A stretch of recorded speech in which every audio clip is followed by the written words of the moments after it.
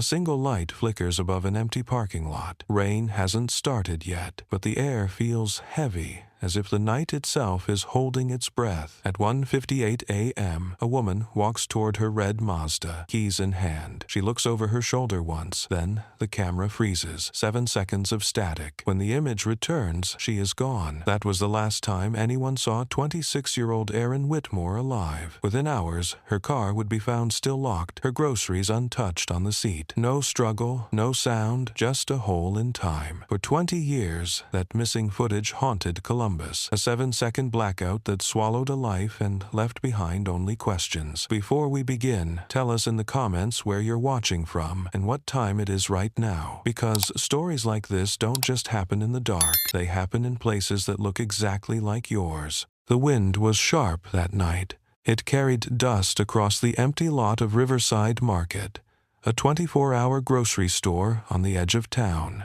At 10:41 p.m., the store's exterior camera picked up a woman locking her small red Mazda Protégé and walking toward the entrance. Her name was Erin Whitmore, 26, night manager, known for never missing a shift. She pushed open the glass door, nodded to the cashier, and disappeared inside. 3 hours later, at 1:58 a.m., that same camera caught the door swinging open again. Erin stepped out, hair tied back, grocery bag in hand, shoulders hunched against the cold. She looked over her shoulder once, then crossed the lot toward her car. A single light flickered above her. At 2:01 a.m., the camera glitched for 7 seconds. When the image returned, Erin was gone. At 7:12 a.m., the first employee arriving for the morning shift found her Mazda still parked in the same spot. The bag of groceries sat on the front seat. The driver's door was locked. Her keys were gone. By 9 a.m., Erin's roommate, Jessica Lee, called police after realizing she had never come home. The report read, "Missing adult, last seen leaving Riverside Market, March 16, 2002. Detectives arrived before noon. The parking lot had already filled with curious onlookers. They taped off the scene and began their slow walk around the car. The pavement was dry except for one faint skid mark, stretching a few feet from the rear tire. It ended abruptly, as if a car had braked, paused, then sped away. Inside the vehicle, everything appeared normal. Wallet in the glove box, half-drunk coffee cup in the holder, grocery receipt stamped 149 a.m. Her coat was folded neatly on the passenger seat. No sign of struggle, no broken glass, no forced entry. But something about the scene felt staged, too calm, too arranged. Detective Marcus Holloway, a veteran of 20 years, crouched beside the driver's side. He noticed a smudge on the window, a partial print barely visible in the morning light. "Get this bagged," he said quietly, "and find me every second of that footage before the camera failed." By evening, officers had reviewed the store's tapes. The last clean frame showed Erin halfway to her car. The next frame, nothing, just an empty parking lot. The 7-second blackout was enough time for a car to pull up, a door to open, and a life to vanish. Her family gathered outside the store that night, standing behind the yellow tape, staring at the car as if waiting for her to step out. Reporters arrived, microphones flashing, the same question on every channel. Where is Erin Whitmore? At 11 p.m., police searched the wooded area behind the market. They found a discarded plastic name tag, cracked in half. It matched the hospital badge Erin wore from her previous job as a nursing assistant.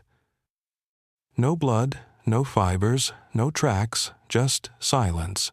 The story hit the local news the next morning. Young woman vanishes from parking lot. No witnesses, no trace. Within hours, it spread statewide. Calls poured into the station. Some claimed to have seen a dark green pickup truck leaving the area around 2. Others swore they heard a scream near the river. None could be verified. By the end of the second day, the case had already begun to split into theories. 1. She knew her abductor. 2.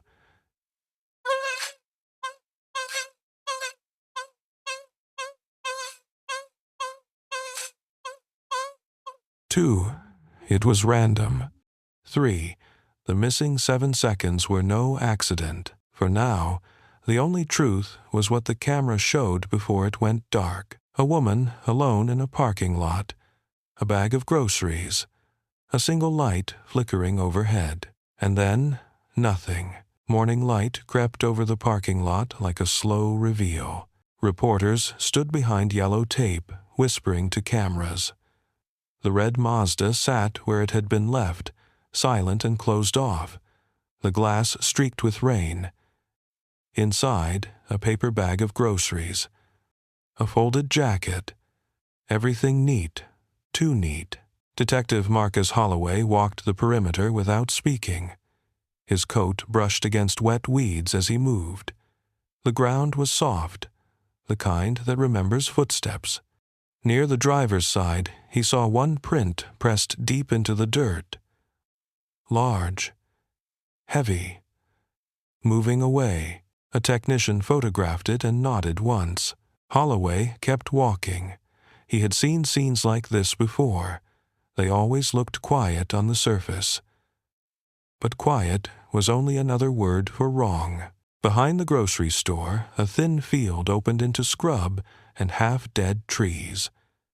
Officers began moving through it, slow and deliberate, eyes fixed on the ground. Their radios crackled with short bursts of static. A scent dog pulled forward, sniffed the grass, circled once, then stopped.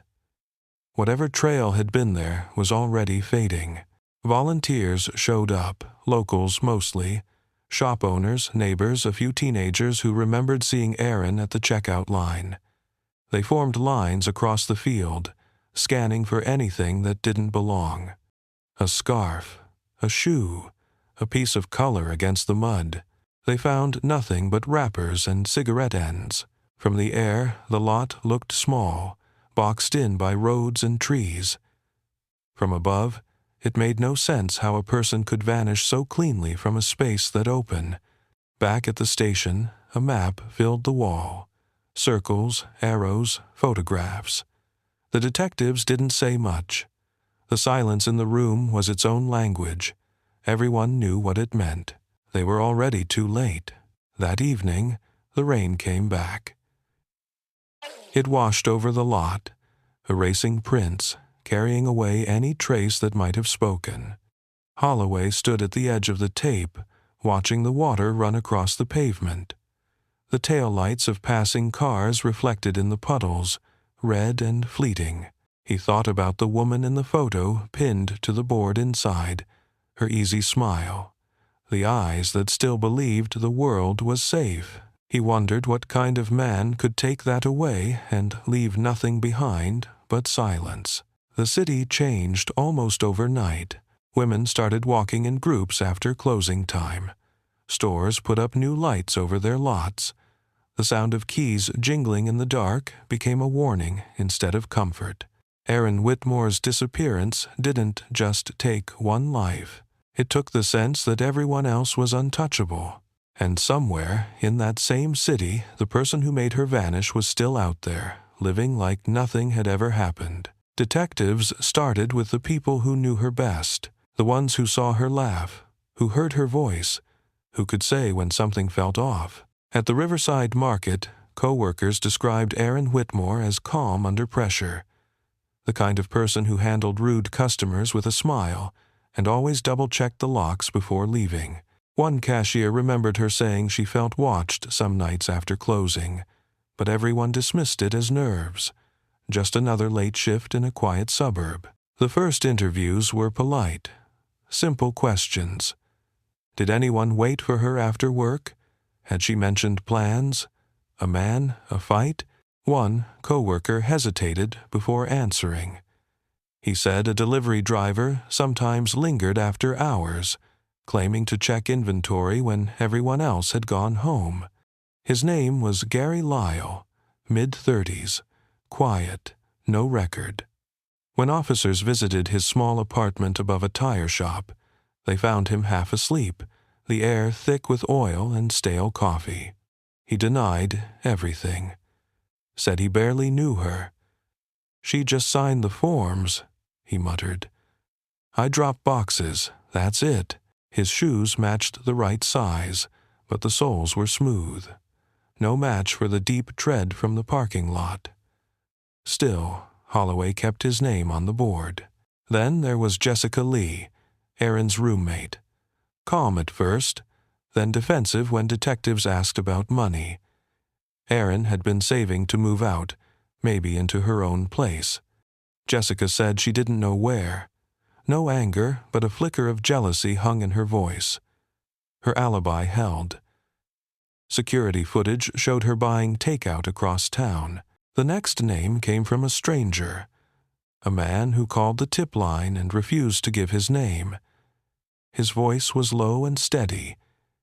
He said he had seen a dark green truck idling near the market nights before she disappeared. The same truck, he claimed, parked on the side road that led to the river. When police checked the area, they found tire marks pressed into soft earth and traces of hydraulic fluid mixed with rainwater. Holloway's team traced every registered green pickup in the county. Most were clean, one wasn't. It belonged to Darren Cole, a self-employed mechanic with a reputation for temper and unpaid bills. He had been cited twice for trespassing near industrial lots. When they knocked on his door, no one answered. Inside, through the window, they could see a cluttered workshop, half disassembled engines, tools scattered, a cot in the corner. The smell of oil hung in the air even from outside. They returned later with a warrant. The truck was gone. By then, the city was restless. Talk radio buzzed with speculation. Some said she ran away. Others said she was taken by someone she trusted.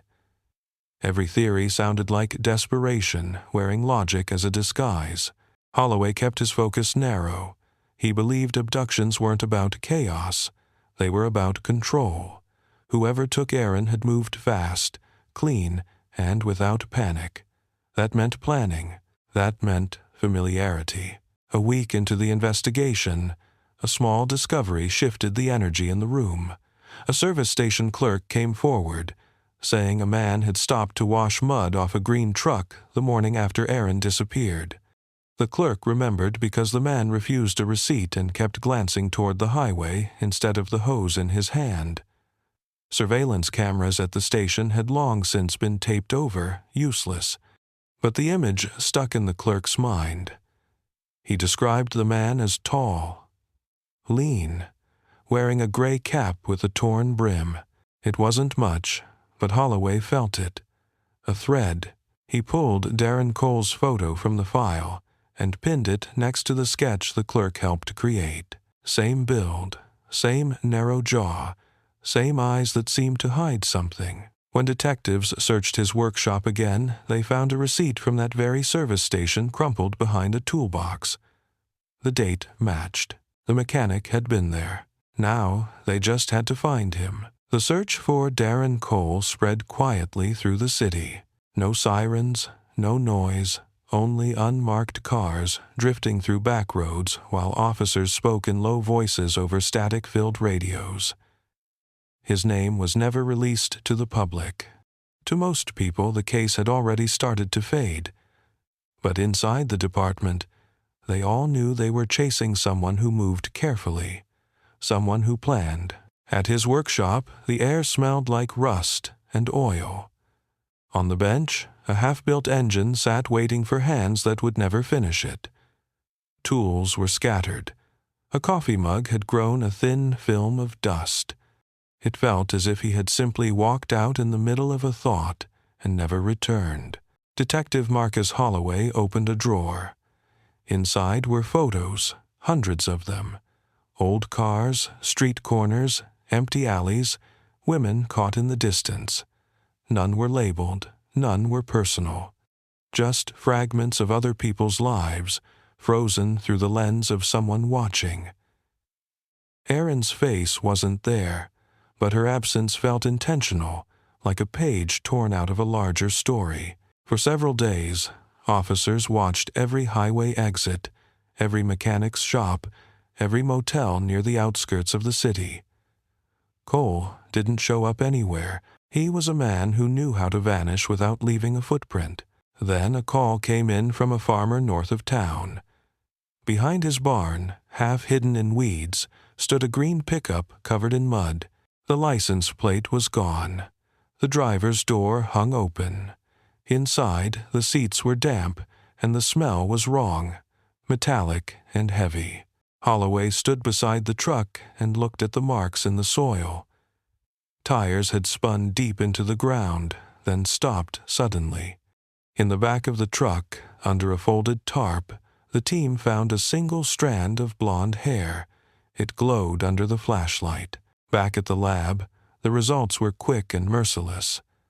The hair belonged to Erin Whitmore. The confirmation changed the case from theory to truth. She had been in that truck. She had not left by choice. Officers combed the farmland in widening circles. The ground was uneven, filled with shallow pits from old equipment. About 2 miles from the barn, they found a rusted trailer leaning against a stand of trees. Inside, the smell of mold and oil clung to the walls. A mattress lay ripped open, the stuffing gray with damp. Near the doorway, half buried in dirt, something caught the light. A single silver earring, small and delicate. Erin's mother would later identify it as hers. The trailer offered no fingerprints, no usable evidence, but its silence spoke loudly. It was a place built for hiding, not living. That night, Holloway sat alone in his car. The radio turned low. He thought about the map pinned to his wall, the red circles that grew wider each day. Every lead had brought them closer, yet Cole stayed a step ahead, always unseen but never gone. Outside, the city was quiet again. The rain moved across the windshield like static. Somewhere out there, the man who took Erin was still breathing the same air, still walking the same streets, still watching. And Holloway knew this wasn't over. The hunt was only beginning to show its teeth. Weeks passed with nothing but repetition. The same fields, the same files, the same walls of silence. The green pickup was towed to the evidence garage, its mud slowly drying under fluorescent light. Forensics kept combing through every inch of it, but there was little left to find, until one technician decided to go deeper. She removed the carpet from under the driver's seat, scraping away layers of grit caught in the fibers. Inside the dust, hidden in a thin groove of metal, she found something small. A flake of paint and a droplet of dried blood, barely visible, almost accidental. Under magnification, the paint didn't match the truck. It was brighter, with a faint shimmer. The lab compared it to samples from Erin's car and found the same metallic tone. It proved the two vehicles had been close enough to collide, even for a moment.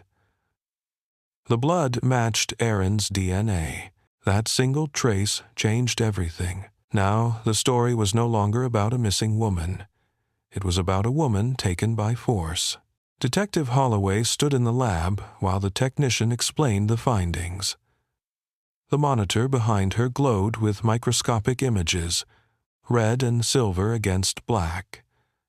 He didn't speak for a long time. When he finally did, his voice was quiet. "He moved her in that truck," he said. And she fought back. The team reopened the search radius. If Cole had abandoned the truck behind the farm, he must have continued on foot or switched vehicles. Highway cameras caught nothing. But a tip from a gas station clerk cracked the wall open again. A man matching Cole's description had bought fuel and cleaning solvent, paid cash, and left heading east. The clerk remembered his hands, grease under the nails, a small scar across one knuckle. Police followed the lead to an abandoned industrial zone outside the city. Warehouses lined the road, their windows broken and floors covered in dust. Behind one of them, in a loading bay, they found something that froze the team in place. A line of footprints pressed into the powder on the floor, looping toward a small maintenance room. Inside that room was a sink stained with oil and something darker. On the floor lay a torn piece of gray fabric, the label still visible. Riverside Market. Holloway lifted it gently. The stitching was faint but clear. It belonged to the uniform Erin had worn the night she disappeared. The evidence was enough to reopen the warrant. The citywide manhunt went live. Officers searched abandoned garages, old hangars, back roads where Cole used to test engines. The man who had once been invisible now had his face on every internal bulletin in Ohio. For the first time, the case felt alive again. And underneath the relief, there was something else, a quiet certainty that they were finally closing in. Holloway looked at the photo of Erin taped to his wall, the smile, the eyes, the light that no longer existed. "We're coming for him," he said softly. No more shadows. The technician who had found that single drop of blood packed up her files at the end of the day, unaware that her small discovery had just broken open one of the darkest cases in Columbus history. Weeks passed with nothing but repetition, the same fields, the same files, the same walls of silence. The green pickup was towed to the evidence garage, its mud slowly drying under fluorescent light. Forensics kept combing through every inch of it, but there was little left to find. Until one technician decided to go deeper. She removed the carpet from under the driver's seat, scraping away layers of grit caught in the fibers. Inside the dust, hidden in a thin groove of metal, she found something small, a flake of paint and a droplet of dried blood. Barely visible, almost accidental. Under magnification, the paint didn't match the truck. It was brighter, with a faint shimmer. The lab compared it to samples from Erin's car and found the same metallic tone. It proved the two vehicles had been close enough to collide. Even for a moment, the blood matched Erin's DNA. That single trace changed everything. Now the story was no longer about a missing woman. It was about a woman taken by force. Detective Holloway stood in the lab while the technician explained the findings. The monitor behind her glowed with microscopic images, red and silver against black. He didn't speak for a long time. When he finally did, his voice was quiet. "He moved her in that truck," he said, "and she fought back."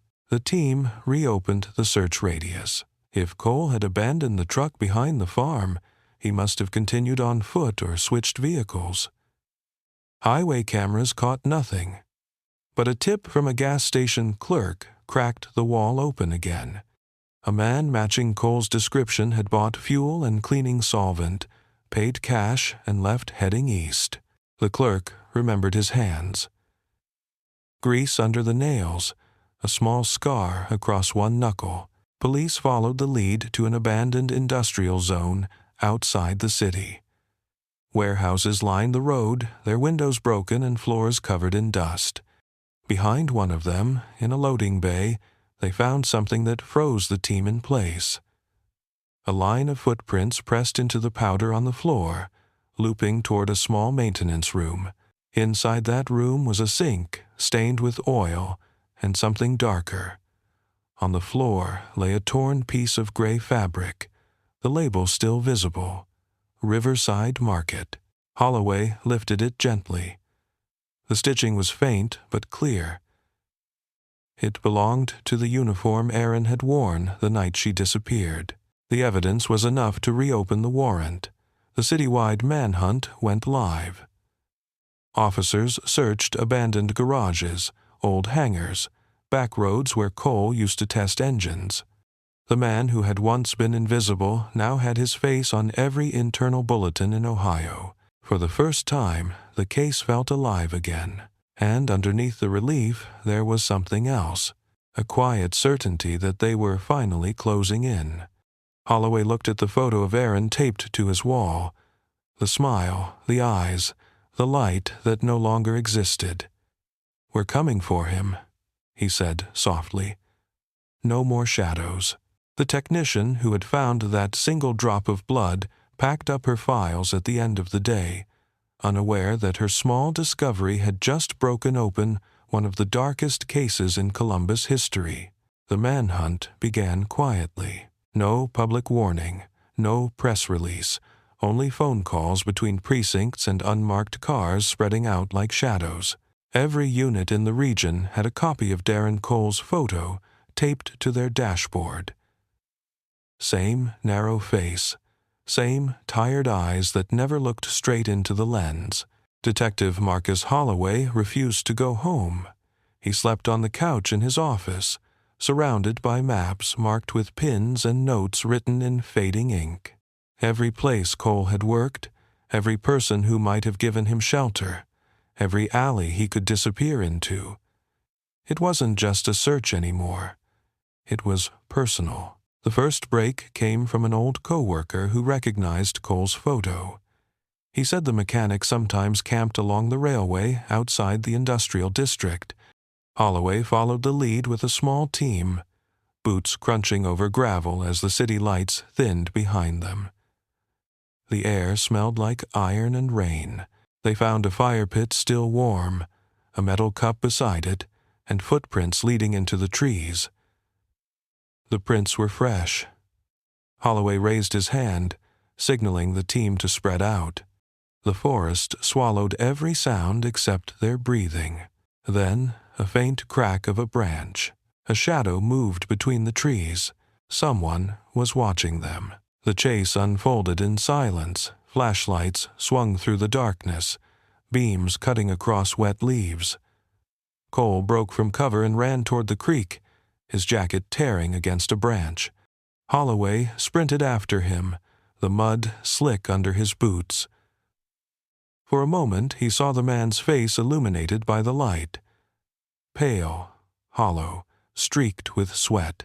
"Darren!" Holloway shouted, his voice echoing through the trees. "It's over." Cole didn't stop. He crashed into the water, stumbling across the current, trying to climb the far bank. The officers closed in, voices overlapping, the splash of boots chasing him through the creek. When he turned back, his expression wasn't rage.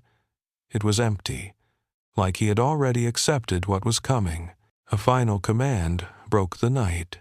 He froze, hands trembling above the water. They pulled him out without a fight. At the station, under bright lights, Cole sat in silence. His hands shook, but his eyes stayed cold.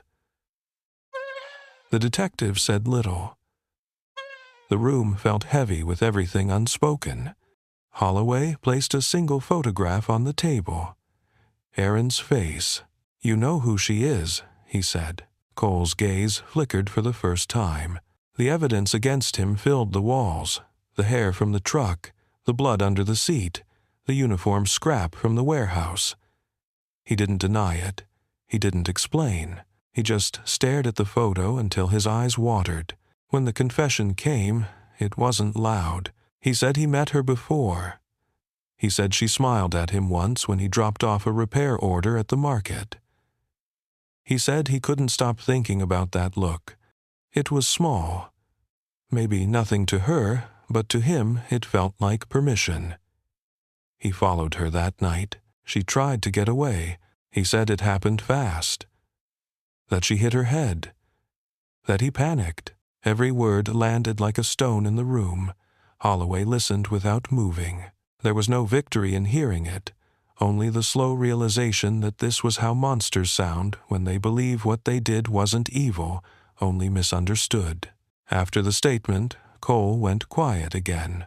Outside, rain began to fall against the windows.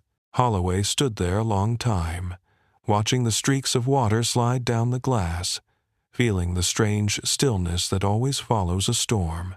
They had caught him, but the silence that remained did not feel like justice yet.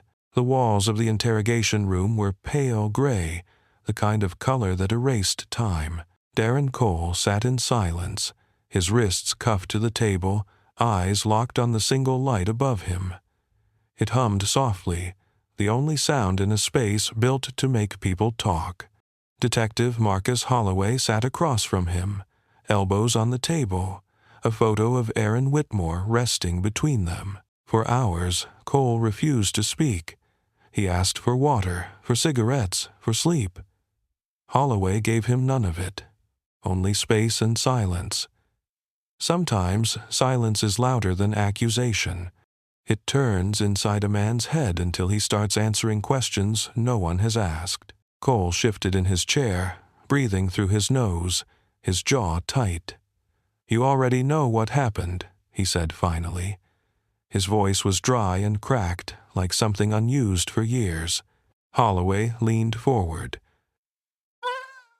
"Then tell me." Cole's eyes flicked toward the photo. He stared at it as if seeing it for the first time. "She wasn't supposed to scream," he said. "I just wanted to talk to her." The detective didn't move. He let the words come slow, unbroken. "I waited until she came out," Cole continued. "She looked at me like she remembered me. Maybe she didn't, but I thought she did. I said her name. She turned. Then she tried to walk faster. I grabbed her arm. She slipped. She hit the ground hard.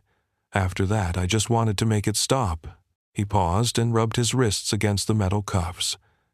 The sound was small but sharp. Holloway studied him. "You left her in the truck?" Cole shook his head. "Not right away. I drove out toward the old highway. There's a place near the river where no one goes anymore.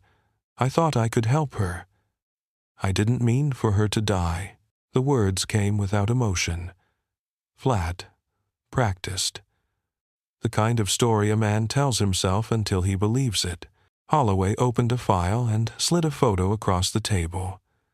The green truck, the trailer, the earring, the blood under the seat, proof layered on proof. "You cleaned the truck," he said. "You burned her clothes. You left her in that field. You meant every part of it." Cole's hands trembled. For the first time, his eyes filled with something that looked like fear. "You don't understand," he whispered. "It wasn't like that." Holloway didn't raise his voice. "Then show me. Tell me where she is." The room went quiet again. The kind of quiet that presses on the chest. Cole looked down at his hands, then at the photo of Aaron. A single tear fell and disappeared into the paper. He exhaled. "There's a clearing," he said slowly. "Past the river bend. There's an old oak that splits in two halfway up. I buried her there, wrapped her in a tarp from the truck." The words hung heavy in the air. Holloway stood and left the room without answering. Outside, the hallway felt colder than before.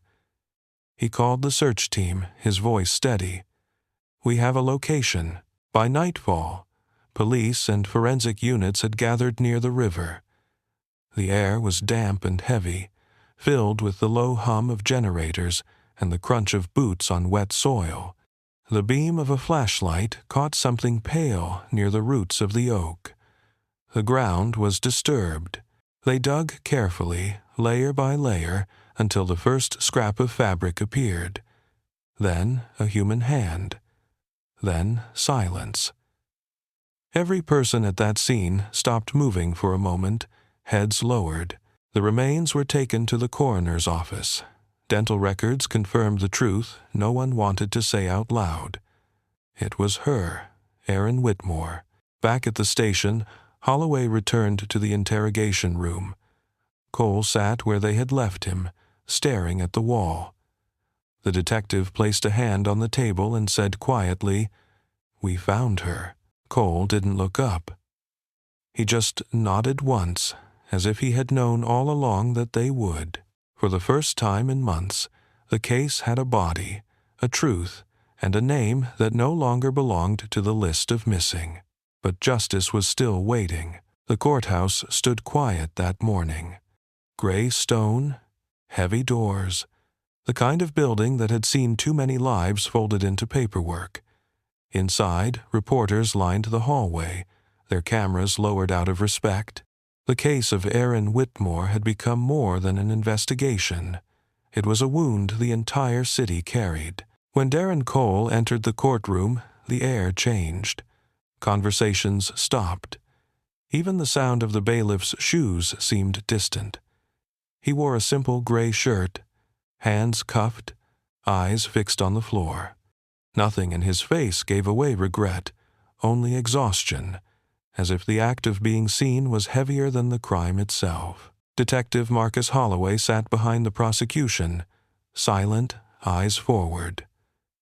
Months of work had led to this room. The photos, the reports, the sleepless nights, all of it condensed into a story the jury could understand. The prosecutor began with the evidence: the strand of hair from the truck, the blood beneath the seat, the uniform scrap found in the warehouse, the confession recorded without pressure or threat. Each piece of proof landed like a stone dropped into still water. The defense tried to soften it. They spoke of mental instability, of obsession, of confusion. They called it an accident that grew out of fear. But the jury saw something else. They saw choice. The courtroom listened as the confession played through the speakers. Cole's voice filled the space, low and trembling. "I just wanted to talk to her. She wasn't supposed to scream." The words hung there for a long time. Even the air seemed to pause. When Martha Whitmore, Aaron's mother, took the stand, the room changed again. She held a small photo of her daughter, the same one that had appeared on missing posters 20 years earlier. Her hands shook, but her voice didn't. She was the kind of person who smiled at strangers, she said. He saw that smile and thought it meant he owned her. No one spoke after she stepped down. Holloway watched from the bench, his jaw set. He had seen too many trials end in compromise. Too many families told that closure was enough.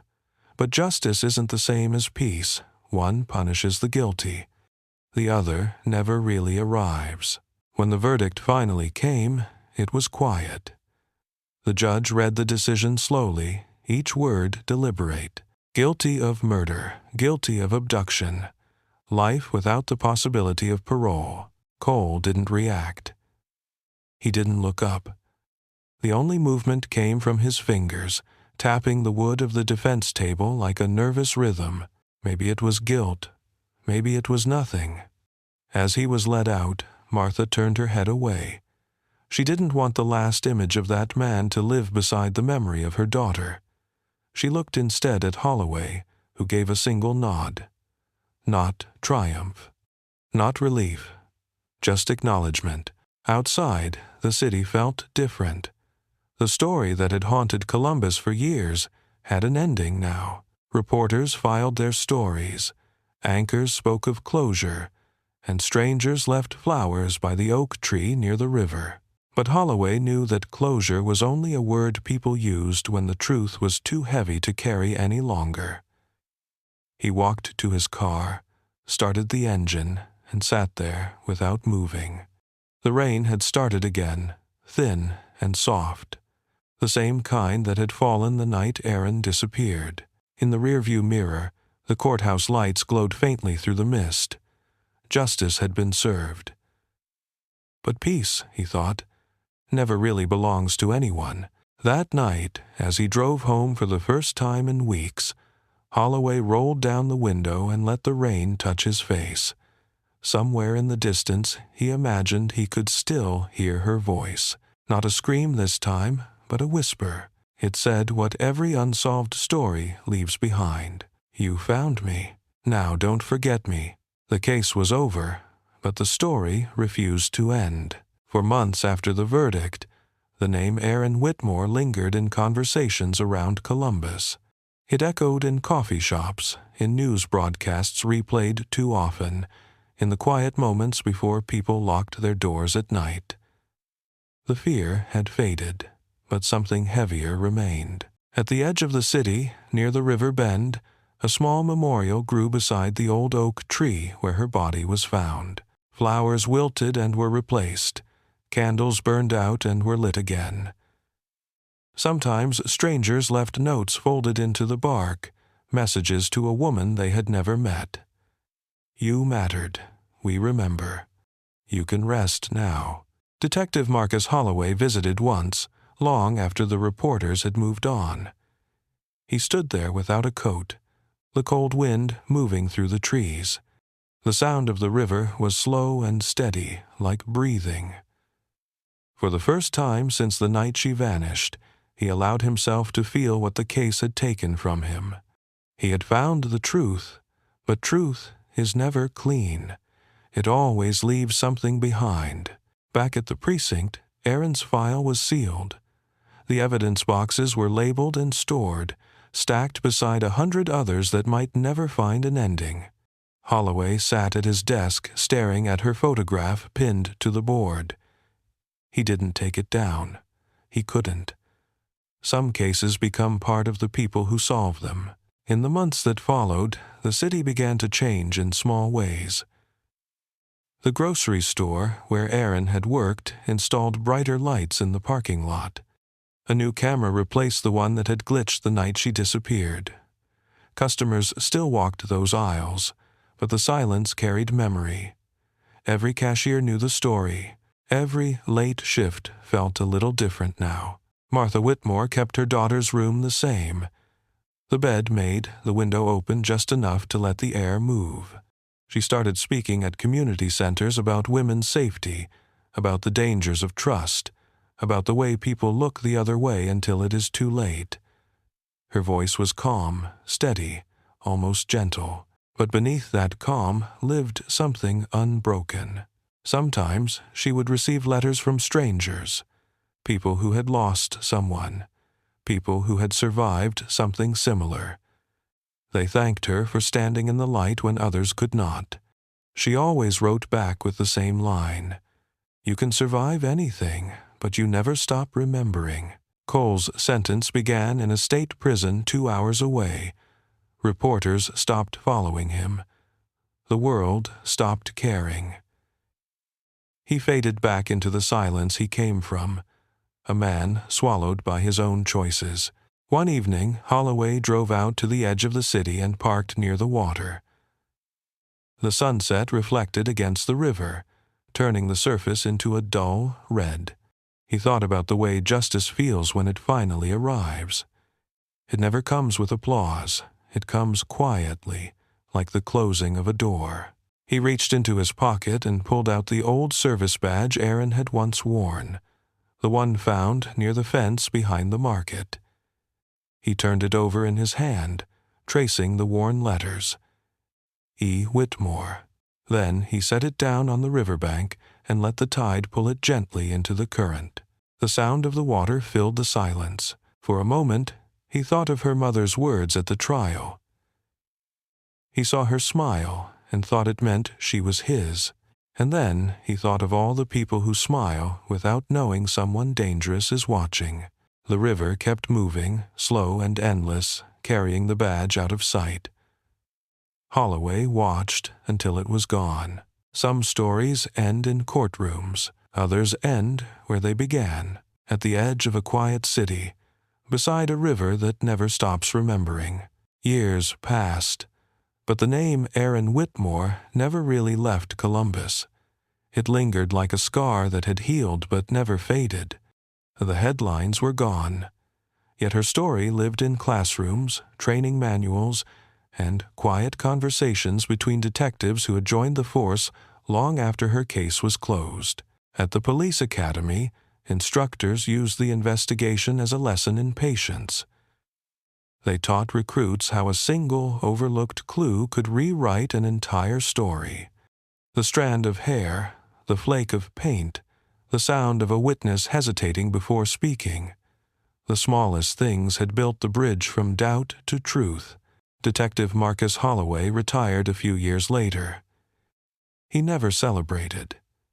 He packed his office in silence, box by box, and left the photo of Aaron on the board for whoever came next. His name faded from reports, but his methods didn't. Younger officers still mentioned him, always in the same way. He never gave up.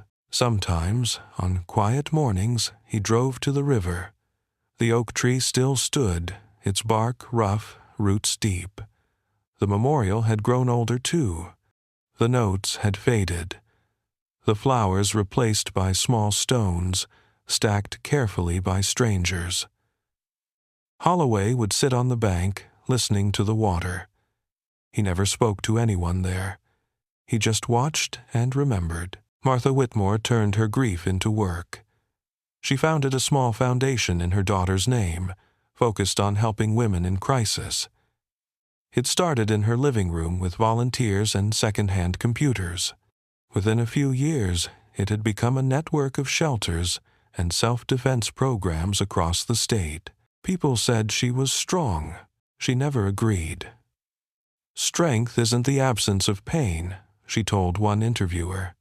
"It's learning to live with the echo." The city changed too. The Riverside Market Lot, once empty and dim, was rebuilt into a new complex. Brighter lights, more cameras, a plaque near the entrance, in memory of Aaron Whitmore, whose story reminded us to protect each other. Customers stopped to read it sometimes, their carts frozen in place, as if the past had brushed against the present for a moment. For the detectives who came after Holloway, her case became more than a file.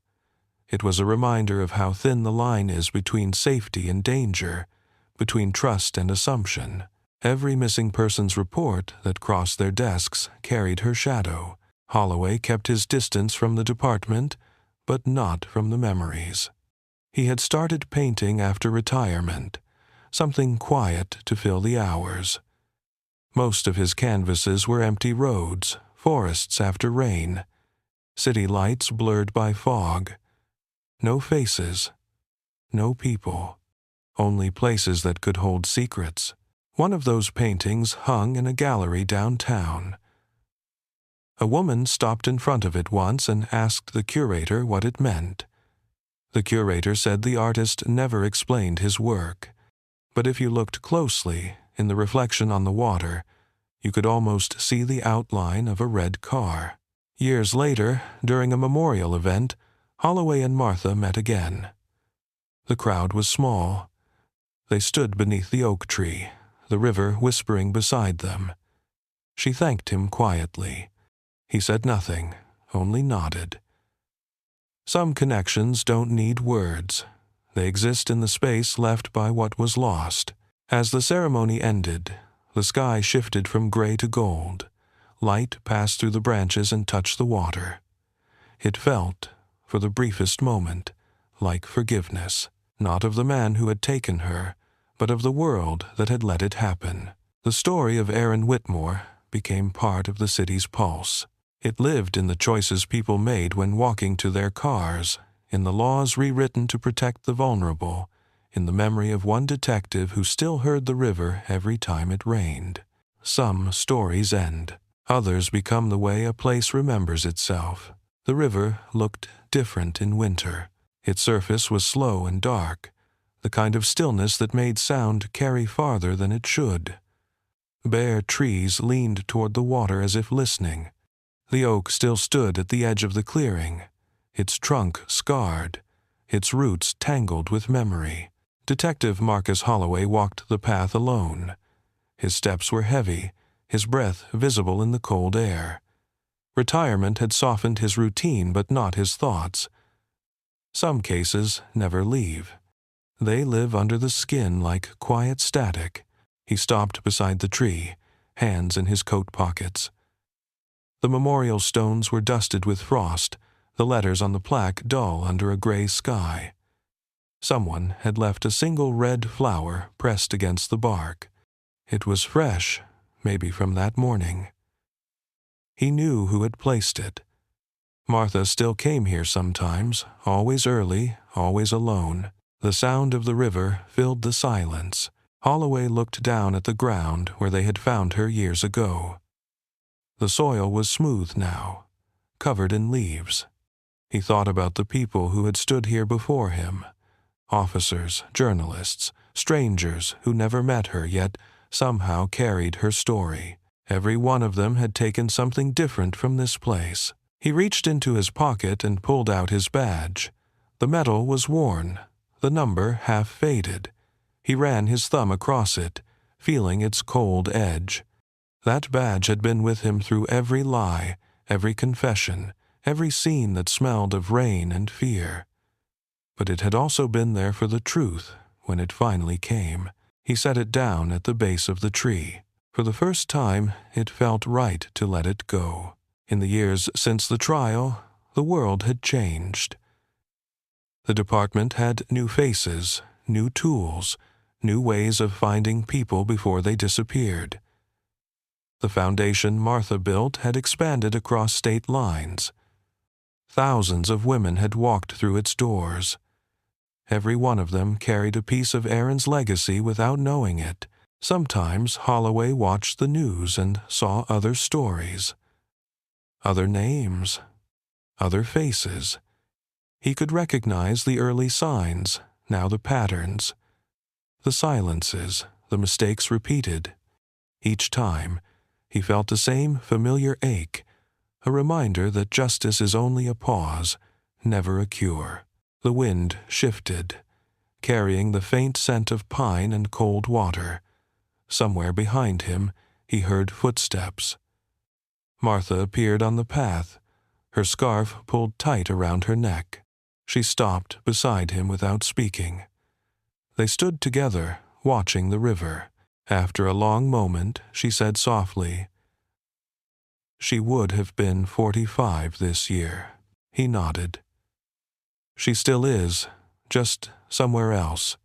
She smiled at that, a small, tired smile, and placed her hand on the tree. The bark was rough beneath her palm. "I used to hate this place," she said. "Now it feels like where she rests best." Neither of them moved for a long time. The light shifted again, soft and golden, breaking through the clouds. For a moment, it seemed as if the whole clearing exhaled. When Martha finally turned to leave, she said only 2 words.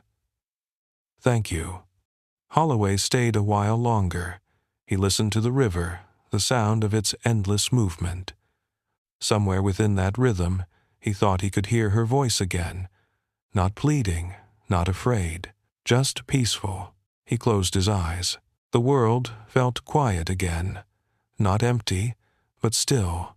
As he walked back up the path, the sky began to clear. The first sunlight touched the water, turning it silver. Some stories end in noise. This one ended in silence. And in that silence, Aaron Whitmore finally came home. If this story moved you, take a moment to remember her name, Aaron Whitmore, because stories like hers remind us how thin the line is between safety and silence. Subscribe for more real cases that deserve to be heard. And tell us in the comments where you're watching from.